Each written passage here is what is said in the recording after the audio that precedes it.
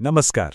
चलिए आज श्रीमद् भागवत की एक ऐसी कहानी की दुनिया में चलते हैं जो हजारों साल पुरानी तो है, लेकिन आज भी उतनी ही सच्ची लगती है। ये कहानी है गजेंद्र मोक्ष की।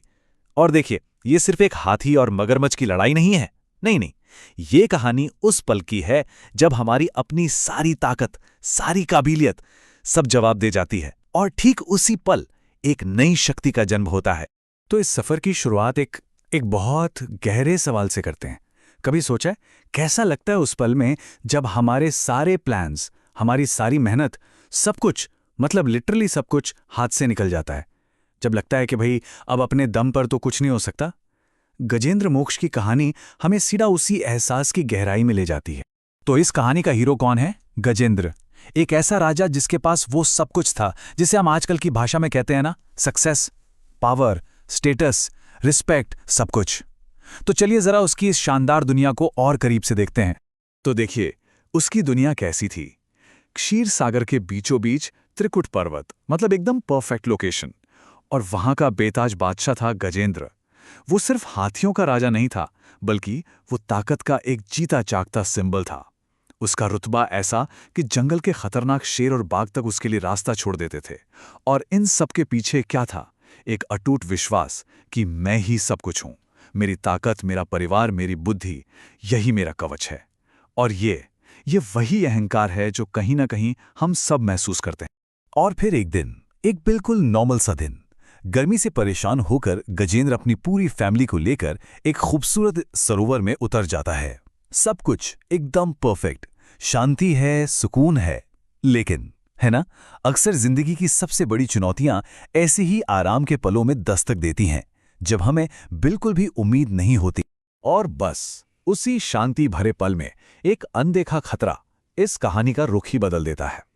और ये सिर्फ एक बाहरी लड़ाई नहीं थी, ये गजेंद्र के अपने अस्तित्व की, अपनी एग्जिस्टेंस की लड़ाई थी। जैसे ही गजेंद्र पानी से बाहर निकलने लगा, अचानक पानी के नीचे छुपे एक विशाल मगरमच्छ ने उसका पैर दबोच लिया। सोचिए, एक पल का सुख अगले ही पल एक ना खत्म होने वाली जंग में बदल गया। और ये जो मगरमच्छ है ना, ये हमारी लाइफ की कोई भी ऐसी प्रॉब्लम हो सकती है जो अचानक से आती है और फिर जाने का नाम ही नहीं लेती। और ये लड़ाई कोई छोटी मोटी लड़ाई नहीं थी। कथाओं के अनुसार ये 1000 साल तक चली। अब सोचिए, 1000 साल, ये असल में उस लंबे थका देने वाले वक्त का प्रतीक है जब कोई एक प्रॉब्लम महीनों या सालों तक हमारी सारी एनर्जी चूस लेती है। जरा इमेजिन कीजिए उस मेंटल और फिजिकल पेन को, जो हर पल बस बढ़ता ही जा रहा था। यहां देखिए गजेंद्र का पतन स्टेज बाय स्टेज। पहले उसने अपनी पूरी ताकत झोंक दी, फिर उसकी फैमिली, उसके दोस्त, सब ने मिलकर उसे बचाने की जबरदस्त कोशिश की, लेकिन वो भी हार गए। और आखिर में क्या हुआ? सब उसे अकेला छोड़कर चले गए। और ये कहानी का सबसे दिल तोड़ने वाला हिस्सा है। जब अपनी ताकत और अपने लोग दोनों साथ छोड़ दें, तब इंसान बिल्कुल अकेला, बेबस रह जाता है।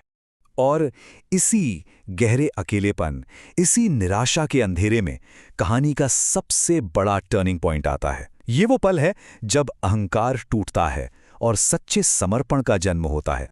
गजेंद्र की फिजिकल स्ट्रेंथ खत्म, उसकी मेंटल होप वो भी खत्म। जिस मैं पर उसे इतना घमंड था ना, वो मैं पूरी तरह से हार चुका था। और इसी, जिसे कहते हैं ना, रॉक बॉटम मोमेंट, जब कुछ नहीं बचा, तब उसे असली ज्ञान मिला। तब पहली बार उसे समझ आया कि अरे, जिस ताकत को वो अपना समझ रहा था, उसकी तो एक लिमिट थी। तो उसने क्या किया? उसने अपनी सूंड में एक कमल का फूल उठाया और ऊपर ईश्वर को अर्पित कर दिया। और सबसे जरूरी बात क्या है? उसने अपनी हार को पूरी तरह से स्वीकार कर लिया।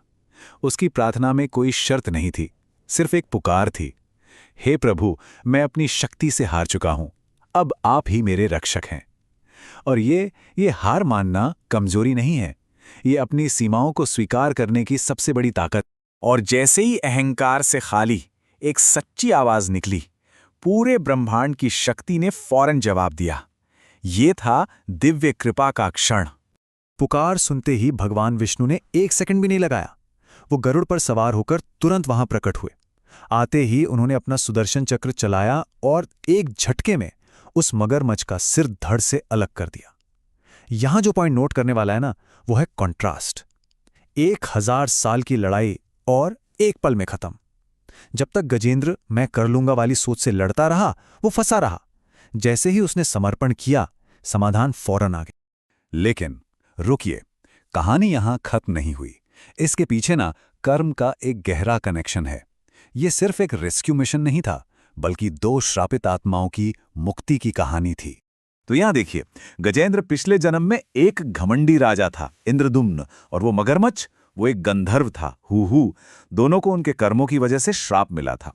तो ये जो लड़ाई थी, ये असल में उनके कर्मों को साफ करने का एक जरिया थी। इससे ये भी समझ आता है कि शायद हमारी लाइफ की जो सबसे बड़ी चुनौतियां होती हैं, वो अक्सर हमारे ही किसी पुराने पैटर्न या कर्म को आकर सुलझाने का एक मौका होती हैं।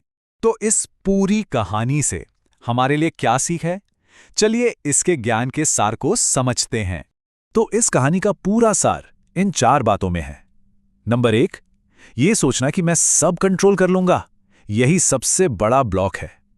नंबर 2, हमारी अपनी ताकत, पैसा, रिश्ते, इन सब की एक लिमिट है। नंबर 3, जब हम ये मान लेते हैं कि अब ये मेरे बस का नहीं है और मदद मांगते हैं, तो समाधान तुरंत आता है। और आखिरी और सबसे जरूरी बात, असली ताकत जोर जबरदस्ती में नहीं, भरोसे में है। और अब एक सवाल हम सब के लिए कि हमारे अपने जीवन का वो ग्राह, यानी वो मगरमच्छ क्या है?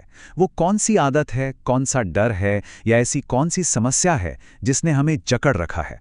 और सबसे बड़ा सवाल, क्या हम आज भी उसे अपनी ही ताकत से हराने की कोशिश कर रहे हैं, ये जानते हुए भी कि हम थक चुके हैं? इस पर सोचना जरूरी है।